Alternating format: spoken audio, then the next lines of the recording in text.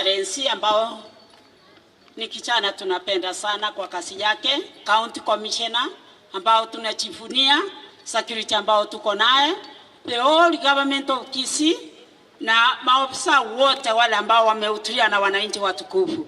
Mimi ni patiseva sana ya vile mmesikia. Mimi ni maendeleo ya wanawake chair county ya Kisii, na wale wote viongozi wenzetu mahali mko mtaweza kusimama mfanye hivi kwa sababu hatuna wakati.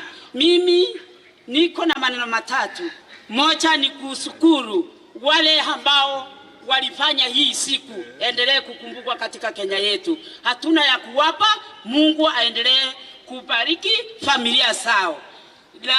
La pili, Your Excellency, Mungu akubariki tena akubariki sana. Shukrani yangu inaenda kwa bibi yako anaitwa Kwamboka.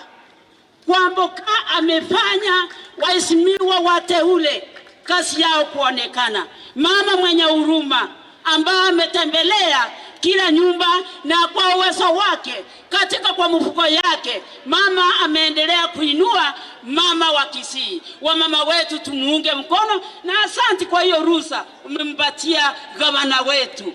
Gavana ni kija kwako.